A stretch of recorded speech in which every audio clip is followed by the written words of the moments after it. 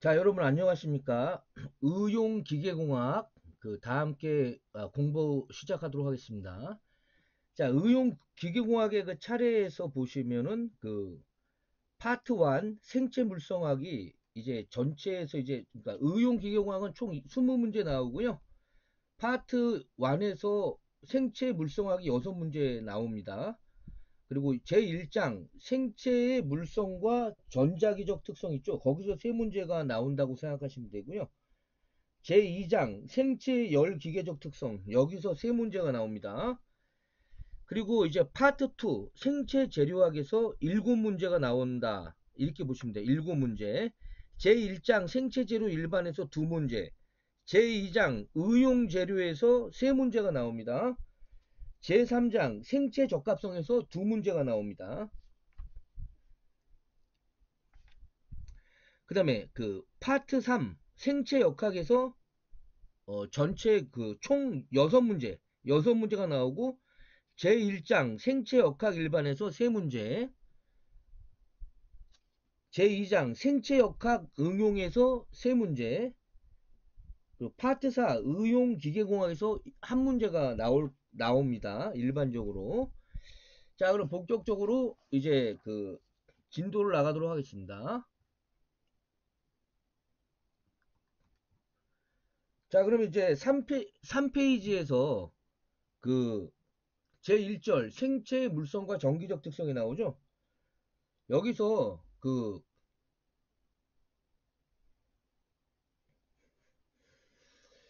한 요 정도는 좀 보시고요. 일반적으로 피부에 요 정도는 좀 봐주시면 좋을 것 같고, 그리고 생체 내에 전달되는 에너지의 밀도가 10mW per cm의 자승 이상이 되면 평방 센티미터가 되면 이제 생체 조직에 무언가의 불가역적인 변화가 일어난다. 여기서 불가역적이라는 말은 한번 상태가 변했는데 다시 원상태로 복구가 안 된다 이거죠. 가역적이라는 것은 원상태로 복구가 된다는 뜻이고요. 비가역적이라는 말은 원상태로 복구가 안 된다는 뜻이죠.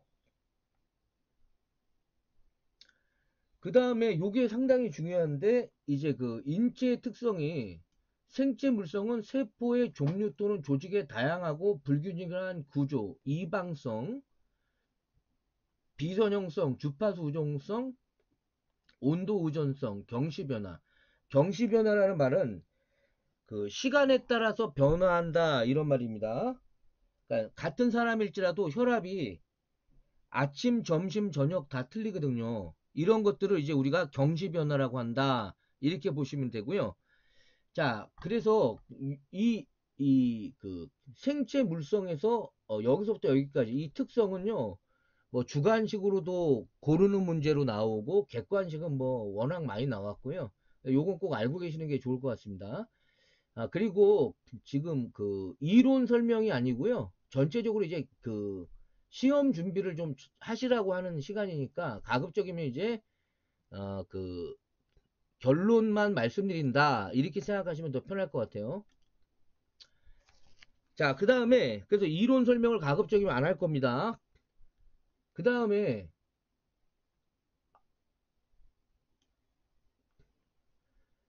이제 표 1-1 주요한 물리적인 에너지와 의공학 기술에 의해서요. 여기서 그, 그러니까 어려운 것만 딱 보자 이거야. 그러면, 그러니까 어떤 식으로 문제가 나오냐면, 직류 및 저주파 자장으로 그, 사용되지 않는 거, 뭐 이런 식으로 나온다 이거죠. 그러면 직류 및 저주파 자장, 그러면 MRI는 자기장이니까 맞고, 자기 치료도 자기란 말이 들어갔으니까 쉽잖아요. 근데 이제 예를 들어서 고주파 전자계를 사용하는 양이 아닌 거, 뭐 물리적인 에너지가 아닌 거 이렇게 나오면 의용 텔레메트리. 그럼 이건 전파를 쓰잖아요. 고주파 여기서는 고주파를 전파까지 봐야 되니까. 그럼 MRI. 그럼 이제 MRI. 그 다음에 전기메스. 그럼 전기메스도 고주파 쓰죠. 하이퍼서미아. 이건 온열 치료죠. 자, 그럼 여러분들은 그런 생각이 들 거야. MRI가 마그네틱 레조넌스 이미징의 약자로서 자기장인데 왜 고주파와 관계가 되냐? 그게 아니라 MRI는 자기장이지만 그 소스 저기 뭐야 RF 프리퀀시 무슨 말인지 알죠? RF 프리퀀시를 걸어서 이제 그 수소 원자핵을 자화를 시키잖아요. 그러니까 분명히 고주파 전자계 맞죠? 무슨 말인지 알죠? 그러니까 이런 문제 나오면 다 틀릴 거라고. MRI는 자기장만 생각하다가 고주파라는 말이 나오니까 왜 MRI에 고주파가 나오지? 엄연히 그 MRI의 구성 부분 중에 하나가 RF 그 안테나잖아. RF 발신두하고 수신두 같이 하는 RF부가 있으니까. 알겠죠? 그리고 이 온열 치료도 고주파랑 상관없을 것 같지만 고주파를 이용해서 온열 치료를 한다 이렇게 보시면 되잖아요. 그러니까 이런 걸 조심하시라고. 나머지는 다 보시면 아시니까. 또 방사선도 한번 이렇게 좀 봐주시고 이거 다 방사선입니다. 감마 카메라도 엄연히 방사선이죠. 자, 그 다음에 1-2도 마찬가지인데 이제 그 우리가 저 객관식도 준비하지만은 이제 그 주관식까지 포괄적으로 공부를 해야 되잖아요. 그죠? 그래서 여기 표 1-2가 생체에서 발생하는 주요한 장애의 분류 및 이를 유발하는 물리 에너지지만 물리적 장애에 속하지 않는 것은 그럼 이건 보면 물리적 장애 금방 알아요. 그럼 기능적 장애에 속하지 않는 것은 그러면 신경, 근해, 이상, 흥분 이러면 다 맞잖아. 그러면 이제 세동은 뭐예요? 심장이 자기 역할을 못하고 바르르 떨거나 이런 게 세동이잖아. 그죠? 호흡이 정지되거나 이러면은 기능적 장애 맞죠? 그러니까 요런 거 조심하고. 자, 요 정도. 그럼 여러분들은 나머지는 이렇게 보시고요. 그 다음에 1-3 여기도 마찬가지입니다. 이건 중요하니까 생체 조직의 수동적 특성이 나타내는 특이성. 요 6가지. 이거는 아예 애워버리세요. 알겠죠? 그 다음에 생체는 정기적 특성을 갖고 있어요. 그래서 무수히 많은 저항과 콘덴서의 결합이다. 우리 몸이 이제 자기장은 그 많지가 않죠. 그러니까 자기장은 거의 없다고 봐야 돼. 그래서 생체의 정기적 특성을 이제 설명하면 일반적으로 그 물질이나 재료의 정기적 성질을 나타내는 것에는 도전율. 그래서 도전율을 시그마라고 합니다. 아셨죠? 그래서 시그마로 표시하고 저항의 역수가 도전율이야. 저항률을 로라고 보죠. 고유저항. 자, 그러면 도전율은 전기가 얼마나 잘 통하냐를 말하는 거고, 저항률은 얼마나 전기가 안 통하냐를 말하는 거고, 유전율은, 유전율이라는 말이 나오면 뭐예요? 콘덴서 양극판. 콘덴서의 양극판 사이에 그 유전체가 들어가는데, 그때 이제 그 진공 상태의 유전율에 대해서 그 유전체가 들어간 상대적인 유전율. 그래서 견줄비자를 써서 비유전율, 입실론 S라고 썼고 책은 입실론 R이죠. 원래는 렐러티브의 약자니까. 자, 이해만 하시고 기호는 기호니까 이걸 이렇게 보시면서 책을 보셔야 돼요. 그래서 유전율이 입실론이고 그 비유전율이 입실론 S라고 썼고 그래서 유전율이라는 말이 나오면 콘덴서다. 투자율이란 말이 나오면 이제 뭐예요? 자기장이다. 자기. 그래서 자석. 그래서 투자율이 뭐야? 자석 옆에다가 금속을 놨더니 1시간 뒤에 금속이 자석이 됐지. 그러면 얼마나 자기장을 갖냐? 그것이 바로 투자율이야. 투자율. 그래서 뮤라고 씁니다. 이 세 개로 우리 인체를 어느 정도 설명할 수가 있다. 이 정기적 특성을 얘기할 수 있다. 이런 말이야. 자, 그럼 여기서부터 한 요 정도까지는 좀 알고 계시고. 자, 그래서 여기서 그래도 그 RLC로 우리 인체의 특성을 어느 정도 설명하고 있다. 이렇게 보시면 되고.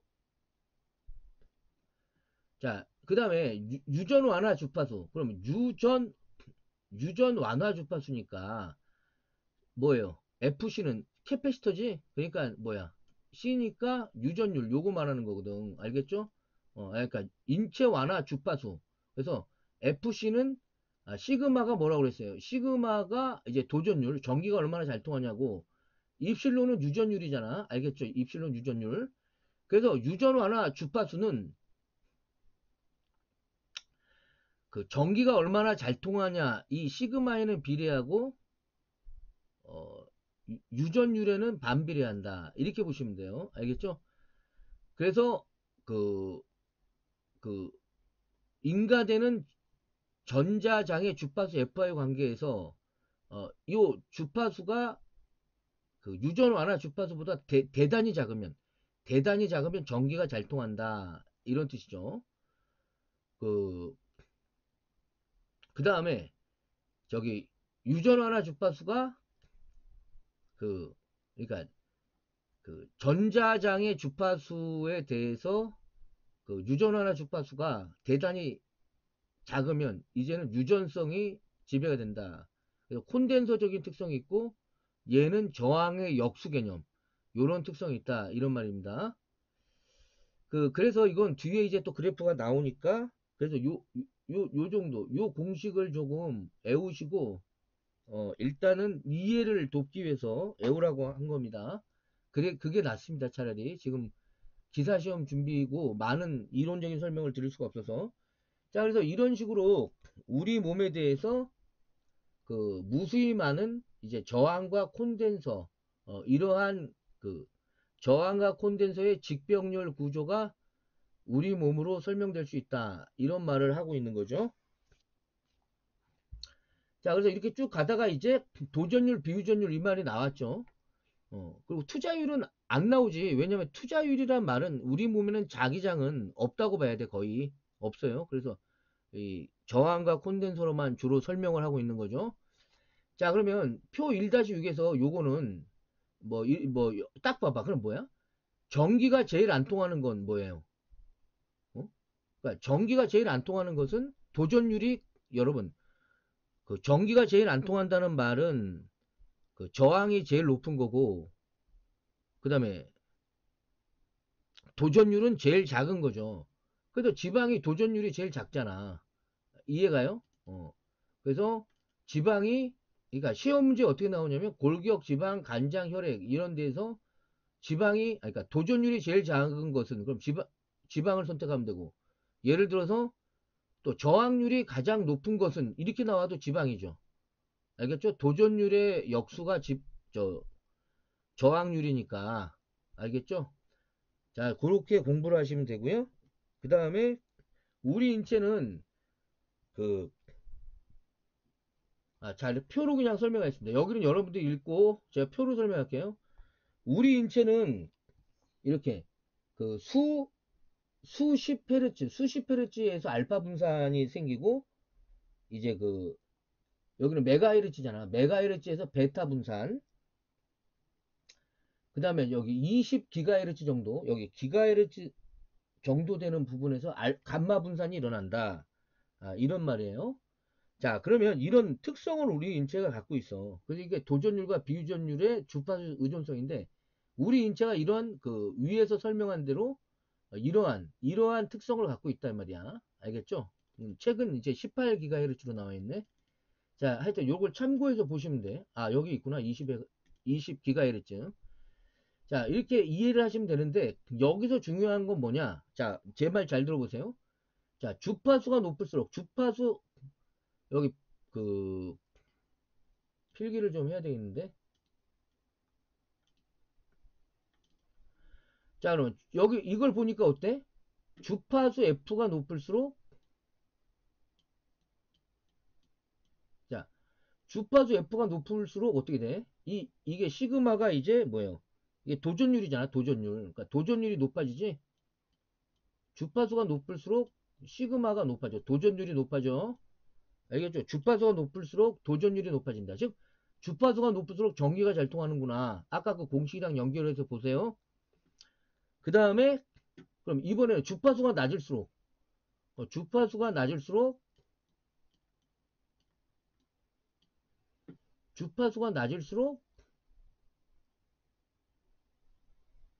여기 있네, 여기.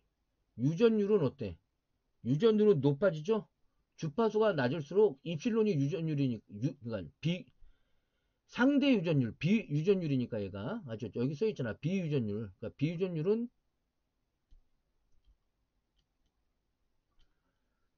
그 높아진다. 앞에서 설명 다 했죠. 이 그래프가 그 의미에. 그래서 주파수가 높을수록 그 전기가 잘 통하고 주파수가 낮을수록 상대 유전율이 증가한다. 자, 이렇게 보시면 돼요. 그래서 저 그 상대 유전율이 높아진다는 말은 그 여러분 콘덴서가 이렇게 있으면 이 사이에 들어가는 이 물질 이게 전기가 안 통하는 거잖아. 이게 이 물질이 비유전율이잖아. 유전체라고. 그러니까 콘덴서 안에 아무것도 안 넣었을 때랑 즉 진공상태 유전율과 그 부도체 즉 유전체를 넣었을 때의 유전율 이게 이제 상대 유전율이잖아. 비유전율. 알겠죠? 그러면 무슨 얘기야? 비유전율이 높아진다는 말은 그만큼 이제 어떻게 보면 부도체적인 성질이 저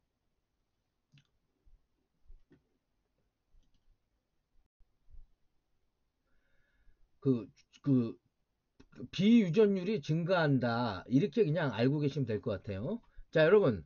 지금 기사를 준비하는 시간이니까 그냥 시험 준비니까 이해만 요렇게 그 구체적인 설명 안 하고 빨리 넘어가도록 하겠습니다.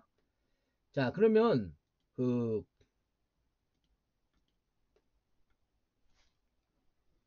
그리고 여러분들이 음 하여튼 의용기계공학이 그 꽈락이 좀 나올 수 있어요. 그래서 40점 이하로 떨어지면 안 되니까 공부를 하시고 그 다음에 주관식도 은근히 나오니까 물론 이제 오늘 공부하는 이런 데서는 상대적으로는 쉽게 나오지만 그 저 생체 재료에서도 나오고 뭐 계산 문제 생체 역학 쪽에서도 나오고 뭐 보행의 그 단계별로 다 외워서 쓸 수 있을 정도로 외우지 않으면은 시험장 가서는 그 순서를 못 맞춰. 그래서 그런 것들을 다 알고 계셔야 된다 이거예요. 자, 아무튼 자 진행하겠습니다. 아, 자 그냥 이렇게 하죠.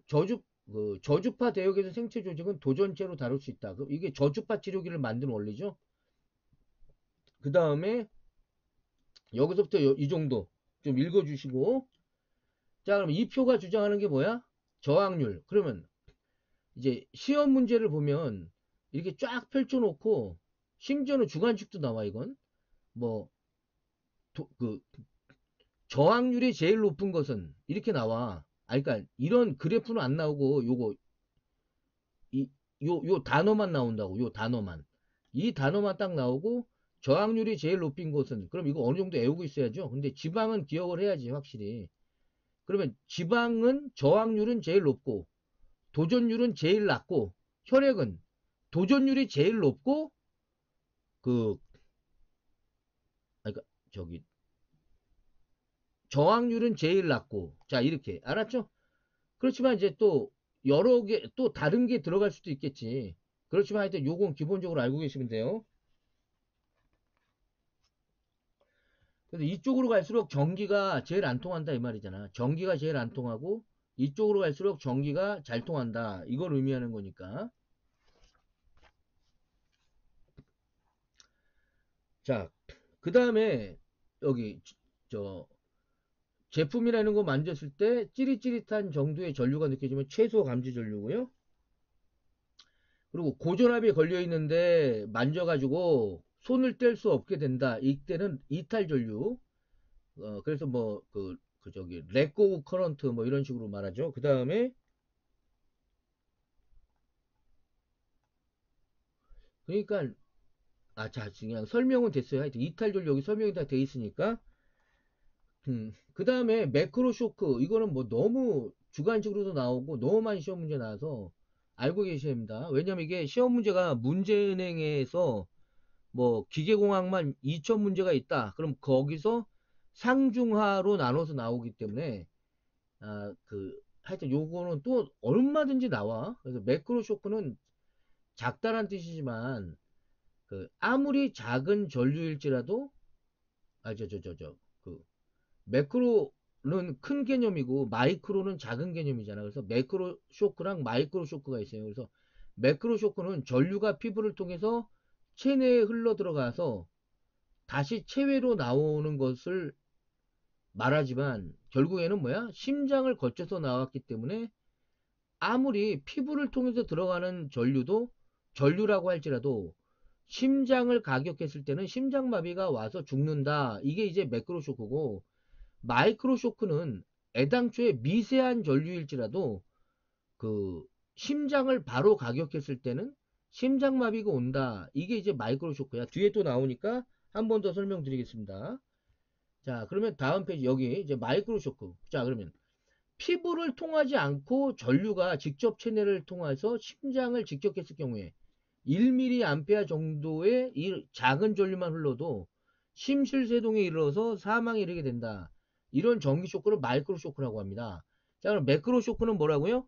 체표를 통해서 들어갔는데 심장 쪽으로 흘러서 심장마비가 있으면 매크로 쇼크고, 마이크로 쇼크는 뭐야? 피부를 통하지 않아도 아무리 작은 1mA, 즉 0.001이잖아. 0.001 볼트인 이러한 미세한 전류일지라도 심장을 바로 가격했을 때는 심장마비가 온다. 이게 마이크로 쇼크가 되겠습니다. 자, 그 다음 됐고,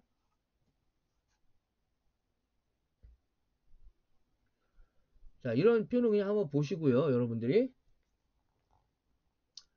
그 다음에 이런 것도 마찬가지야. 고주파 전자장이 생체에 미치는 영향. 그러면 그 열적작용 이런 거 그러면 눈하고 고안에 영향을 준다. 알았죠? 요런 걸 좀 알고 계시면 돼. 한번 보고. 왜냐면 이거는 이제 주관식을 떠나서 객관식으로는 얼마든지 나올 수 있기 때문에 어떻게 이런 걸 다 기억하고 갑니까? 그렇게 말을 할 수는 있어요, 여러분들이. 근데 중요한 건 뭐냐면은, 그러니까 이걸 왜 보고 가라고 그러냐면, 우리가 사지선다 문제다 보니까 정확히 알면 맞히는 게 있고요. 뭐 다음 중 옳은 것은, 근데 내가 정확히 알고 있으면 맞히는 거지. 근데 다음 중 틀린 것을 고르시오 그랬는데 세 개가 틀린 거잖아. 아니 이제 세 개가 맞고 한 개가 틀린 거잖아. 또 그럴 때는 어 저기 아리까리하게 두 개가 틀린 것 같은데 이럴 때가 있다고. 그럴 때는 어느 정도 이렇게 공부를 하고 가면 이런 게 이제 말을 만들어서 나오기 때문에 내가 정확히 알고 있는 거는 정확히 그 틀린 문제에 대해서는 틀렸다라고 말을 할 수가 있잖아요. 그러기 때문에 이런 걸 봐야 된다 이 말이야. 알았죠? 제 말 이해 가셨죠? 그러니까 이거 안 봐도 돼. 안 보고 가도 돼. 다른 쪽에서 더 정확하게 알고 있으면 맞추면 되지. 그러나 다음 중 뭐 틀린 것을 고르시오. 옳은 것을 고르시오라고 했을 때 뭐 비열적 자공인데 눈에 그 영향을 준다. 뭐 이런 식으로 나올 수가 있다는 거지. 알겠죠? 그러면 틀린 거잖아. 열적 작용일 때 눈에 영향을 준다고 책에 나와 있잖아. 알겠죠? 그래서 이렇게 보고 가야 된다 이 말이야. 이 많은 걸 언제 다 공부합니까? 그렇게 말하지 말고 그런 제가 드리는 말씀은 그겁니다. 자, 그 다음에 그 여기서부터 여기까지 좀 봐주시면 될 것 같고, 왜냐면 이 심자도 뇌자도 폐자도는 전부 주관식까지 나왔어요. 얘네들은 앞으로도 나올 거고. 그래서 그 심장의 자기장을 그 스퀴드 SQUID 이 스퀴드 센서를 이용해서 측정하는데, 심장의 자기장을 측정하는 뭐 이런 거는 뭔가 그러면 심자도, 뭐 뇌의 자기장을 측정하는 기계는 뭔가 그럼 뇌자도, 폐의 자기장을 측정하는 건 뭔가 그럼 폐자도. 자, 이런 얘기예요. 그리고 폐자도가 제일 자장이 크고 심자도가 크고 폐 폐심뇌 이렇게라도 해요. 폐자도가 제일 크고 심 심자도가 그 다음이고 뇌자도가 제일 작아요. 그 다음에 이런 거 여러분 이거 주관식으로 나오면 맞출 수 있을 것 같아요. 애워야지 제 말 알았죠? 왜 의공기사 시험이 어려운 줄 알았죠? 자기가 생체에 미치는 그 작용인자를 쓰시오 이렇게 나와. 그럼 몇 개 이상 쓰시오? 뭐 3개 이상 쓰시오 이렇게 나올 거 아니야. 그럼 자장의 강도 요렇게 자, 이거 안 읽을 거야. 어차피 설명하는 시간이 아니고, 이런 식으로 나온다는 걸 알려드리니까, 애우지 않으면 주관식 못 풉니다. 시험 문제가 이렇게 나오니까 어떤 학생이 시험 보고 와서 자기의 문자를 보냈더라고. 자기의 생체에 대한 작용인자가 뭐죠? 이렇게. 그래서 그게 뭐냐? 그랬더니 주관식으로 나왔대요. 그래가지고, 아, 그럼 애호해야지 어떻게. 이거 안 읽고 이제 넘어갈 겁니다. 이런 건. 자, 자, 그다음에 뭐 예를 들어서 생체 전자파 흡수. 그럼 이런 것도 한번 보시면서 이런 거 특히 핫스팟. 그러면 이제 핫스팟이 어떤 초점을 만드는 거지. 초점. 그럼 이런 주파수에서는 이러한 인체 내에서 흡수가 될 수 있다. 그러니까 자, 그렇게 보시면 되고, 그 다음에 아까 말씀드렸죠? 생체 자기 발생, 요거 심자도 나왔고, 뇌자도 나왔고, 폐자도도 주관심까지 다 나왔어. 자, 그러면 뭐가 제일 높아? 폐자도가 제일 높지? 그 다음에, 이거 왜냐면 마이너스니까, 승수가 마이너스니까 폐자도가 제일 높고, 그 다음에 심자도, 그 다음에 뇌자도. 그래서 폐, 심, 뇌, 이렇게 외우라고 그랬죠, 아까? 순서도. 그리고 솔직히 말해서 이것도 외우면 좋아. 왜냐면 객관식으로 나올 때 뇌자도는 10의 마이너스 11에서 10의 마이너스 10등을 간다. 그럼 틀리잖아. 알았죠? 그러니까 다음 중 옳은 것을 고르시오. 틀린 것을 고르시오라고 했을 때 심자도가 이거고 뇌자도가 자기장이 2테슬라고 요거 10의 마이너스 12테슬라고 뭐 폐자도가 10의 마이너스 8승 테슬라다. 이런 거를 애우고 있으면 이건 정확히 맞은 거고 또 틀리게 나왔으면 정확히 틀린 거를 알 수가 있으니까 빠르게 문제를 풀고 고득점을 할 수가 있게 되는데 이걸 안 해도 관계는 없어. 아셨죠? 왜냐면 다른 걸 찾아내야 돼. 옳은 걸 찾아내든지 틀린 걸 찾아내면 돼. 이런 것까지 참 이거 뭐라고 설명드려야 될지 모르겠네. 애우세요. 알았지? 애워. 알겠죠? 자, 그게 답이야. 애우시면 돼. 자, 그 다음에 그리고 1테슬라가 만가우스다. 1테슬라는 만가우스다. 그 정도는 좀 알고 계세요. 만가우스를 1테슬라라고 그래. 이거. 자, 1테슬라는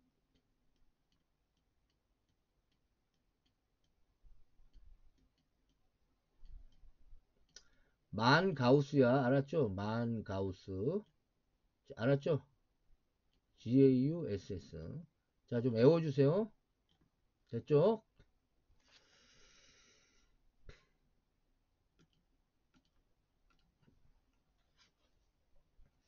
자, 그 다음에 생체의 광학적 특성. 여기서부터 여기까지 한번 좀 보시고, 한 요 정도. 자, 됐죠? 그 다음에 빛은 파장대에 따라서 자외선, 가지광선, 적외선 세 개로 나눈다. 자, 이렇게 구분이 되고요. 그래서 이 그래프를 통해서 설명드릴 텐데 요거. 그래서 여러분 파장으로 설명합니다. 주파수 관계로 설명을 안 하고. 그래서 파장으로 뭐 에너지든 뭐든 다 설명하기 때문에 그래서 파장이 제일 짧은 게 그 자외선이고 가시광선이야. 그래서 적, 가, 자가적으로 외워요. 자가적. 파장이 짧다는 말은 주파수가 파장이 짧으면 주파수가 높은 거죠. 주파수 F가 높은 거고, 여기는 파장이 길잖아. 그러니까 주파수가 낮은 거죠. 파장이 길다는 말은 주파수가 낮다는 거 이거 다 알고 있고, 파장이 짧으면 주파수가 높고 에너지가 크다. 파장이 짧으면 주파수가 높고 에너지가 큰 거고, 파장이 낮으면 그, 파장이 높으면 주파수가 낮고 에너지도 낮고 이런 말이야. 그리고 파장이 높으면 그냥 여기서 빛에 대한 얘기니까. 그래서 자가적 이 순서 외워야 돼. 어떤 식으로까지 나오냐면 이렇게 자외선은 요 파장대다. 가시광선은 이 파장대다. 적외선은 이 파장대다. 이건데 이렇게 글자만 지우고 다음 파장대 세 개를 자외선, 가시광선, 적외선으로 분리해서 적으시오. 이렇게까지 주관식이 나와. 그래서 이 순서는 꼭 기억해야 돼. 파장이 짧은 순서로 자가적이다. 자가적. 애워, 지금. 자, 다 함께. 지금 졸지 마시고, 자가적 따라하세요. 자가적. 알았죠? 자, 여기까지 말씀드렸고, 그럼.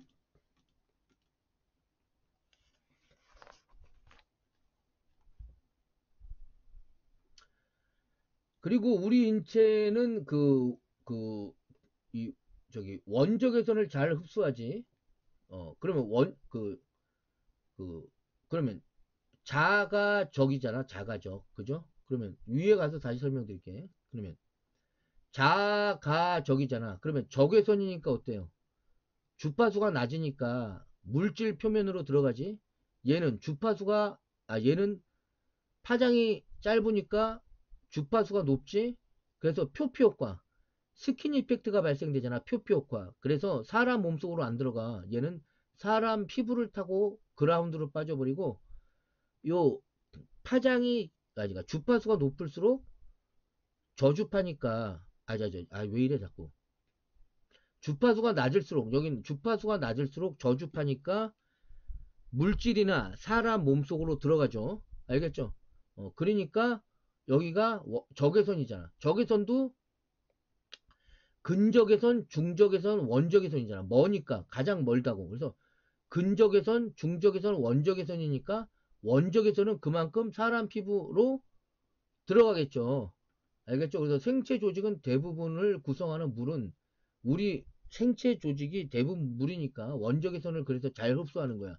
우리 몸이 물이 68%이기 때문에. 그 다음에 그 요것도 그 이 파장이 인체에 미치는 영향 이런 것도 좀 알고 계시면 돼. 그러면 자외선 C야 대기권에서 태양으로부터 들어오다가 대기권에서 지상까지는 안 오고 다 없어지지만 자외선 B나 이런 건 오거든요. 땅까지. 그럼 우리 인체까지 영향을 주니까. 그래서 뭐 자외선 B 이런 거는 안염 뭐 이런 거 좀 한 번씩 보는 게 좋아. 자외선 A도 뭐 이 백내장 알았죠? 뭐 이런 거. 아무튼 이 질병을 같이 보면 좋아. 그러니까 다음 중 틀린 것을 고르시오. 옳은 것을 고르시오. 뭐 이런 문제 풀 때 정확히 알고 있으면 문제를 빨리 풀면서 고득점을 할 수 있으니까.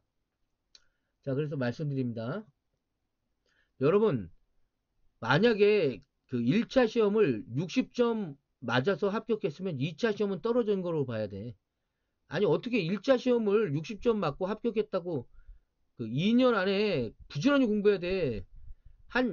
최소한 80점 맞아서 1차 시험을 80점 맞아서 합격했다. 그럼 2차 시험 보기가 수월하지. 아는 게 많으니까. 근데 60점 맞아서 합격했다? 60점 겨우 맞고 합격했는데 그 사람이 과연 2차 시험에 합격할 수 있을까? 응? 그러니까 정신 차리시고 좀 열심히 좀 해주세요. 아셨죠? 자, 그러면 그 방사선의 생체 작용 그럼 뭐야? X선, 감마선, 그다음에 알파선, 베타선 뭐 이런 것들이 나오죠. 그래서 저 기본적인 개념은 그 전자파 방사선은 얘네들은 에너지라고. 그래서 빛이나 방사선 초음파 이런 것들은 전부 적외선 이런 것까지 전부 뭐야? 전자기파잖아. 전자기파기 때문에 빛의 성질을 똑같이 갖는 거지. 그래서 빛이 물질일 수도 있고 에너지일 수도 있는 거잖아. 근데 이제 이거를 아인슈타인이 빛은 물질이면서도 에너지다. 그래서 물질이면서도 파동이다. 그래서 그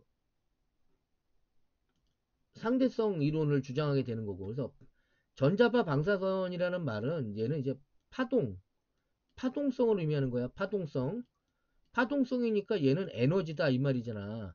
파동성이고 에너지고 입자 방사선은 물질로 본 거잖아. 물질. 왜냐면 입자라는 말이 물질이잖아. 물질이고 물질이다. 입자. 그래. 물질로 본 거야. 그러면 X선, 감마선 이런 말이 나오면 당연히 얘는 에너지야. 그렇지만 전자선, 양자선 이런 말이 나오면 입자야. 알겠죠? 그럼 암 치료를 하더라도 저 그 전자파 방사선, 그러니까 이 전자파의 에너지를 이용해서 쏘는 개념이 있고 입자를 이용해서 쏘는 개념이 있다. 이렇게 생각하시면 돼요.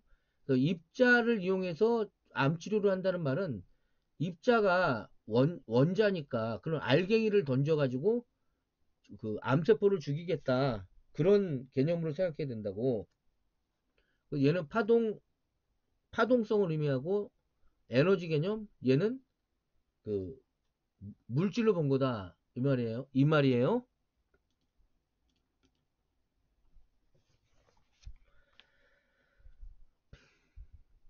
자, 그 다음에 여기서부터 여기까지 읽고 공부하시고, 그 다음에 전리방사선. 전리라는 말이 영어로는 이오나이제이션, 이온화인데, 이온화라고 안 하고 이제 전리라는 말을 많이 쓰니까 방사선에서는 꼭 이해하시고. 그래서 이 전리가 뭐예요? 방사선이 우리 몸의 내각전자랑 충돌해서 내각전자가 사라지잖아. 그래서 방사선 치료를 받으면 머리 빠지고 막 구역질하고 막 그러잖아. 그게 이제 전리현상 때문이야. 그래서 이 전리현상은 나쁜 거지. 나쁜 거지만 진단 방사선에서는 엑스레이를 찍어야 몸의 내부를 볼 수 있으니까 어쩔 수 없이 엑스선을 아주 짧은 시간에 쏘는 거야. 영상을 얻을 정도로만. 알겠죠? 그래서 이렇게 보시면 되고, 그리고 여기 전자라는 말은 기저 상태에 있었던 전자가 흥분 상태로 올라갔다. 이런 얘기예요. 자, 이런 것도 객관식으로 나옵니다. 물리화학적 작용이 아닌 것은, 뭐, 생화학적 작용이 아닌 것은, 이렇게 나오니까 보시고, 그 다음에 방사선의 단위, 그래서 조사선량은 그, 전리된 전하를 단위 질량으로 하여 구하고, 공기의 전리량으로 측정을 하게 되고, 이 조사선량은 이제 렌트겐이야, 단위가. 근데 그 흡수선량은 말 그대로 물질 중에 흡수된 에너지를 단위 질량당으로 구하는 게 이제 흡수선량이고, 얘는 단위가 그레이고, 그 다음에 이제 뭐 라드 이런 것이 이제 이렇게 1라드는 0.01 그레이다. 자, 이렇게. 그래서 그 자, 이렇게 좀 기억하시고, 선량 단량은 이 도우주는 뭐야? 약을 복용해도 도우주 복용량이 있는데, 약을 먹어도 도우주 즉 복용이란 뜻인데, 여기서는 방사선이다 보니까 선량 달량 양 선량이라는 개념으로 썼잖아. 약이면은 그냥 복용량 이렇게 말하겠는데, 이 도우주가 여기서는 방사선이니까 방사선 양으로 말한 거잖아. 알겠죠? 그래서 생체에 대한 작용의 크기를 고려한 것으로 어, 흡수 선량 방사선의 종류야. 그러니까 얼마나 흡수했냐는, 그러니까 저기 그 흡수된 에너지를 말할 때는 흡수 선량이지만, 선량 단량은 흡수를 한 다음에 얘가 생리학적으로 생명체에 어떤 영향을 줬냐, 이걸 말할 때는 시버트가 다냐, 시버트. 알겠죠? 자, 그런 차이를 좀 알고 계시면 되고, 요거 주관식도 나올 수 있어. 알겠죠? 이미 나왔던 것 같아요, 또.